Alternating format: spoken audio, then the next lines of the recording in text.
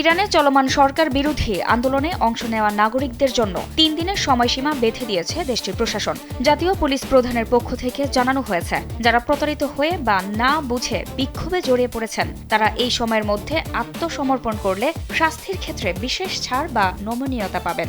Police প্রধান আহমেদ রেজা রাদান জানিয়েছেন, অজান্তেই দাঙ্গায় জড়িয়ে পড়া তরুণদের শত্রুপক্ষ না ভেবে প্রতারিত হিসেবে দেখা হচ্ছে। তাদের আত্মসমর্পণের জন্য ৩ দিন সময় দেওয়া হয়েছে। সরকারি কর্মকর্তাদের দেওয়া তথ্য অনুযায়ী এই আন্দোলন ও সহিংসতায় এখন পর্যন্ত প্রায় ৫,০০০ মানুষ প্রাণ হারিয়েছেন। দেশের মানুষের দৃষ্টিশক্তিকে সুরক্ষিত রাখার প্রত্যয় নিয়ে এলো সেফ এলইডি লাইট।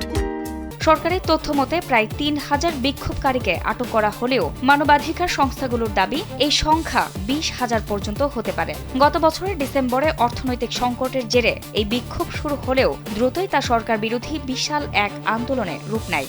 তেহরান এই অস্থিরতার পেছনে যুক্তরাষ্ট্র ও ইসরায়েলের মতো বিদেশি শক্তির উস্কানিকে দায়ী করছে। দেশটির সর্বোচ্চ নেতা আয়াতুল্লাহ আলী খামেনি দাঙ্গাবাজদের কঠোর হাতে দমনের নির্দেশ দিয়েছেন।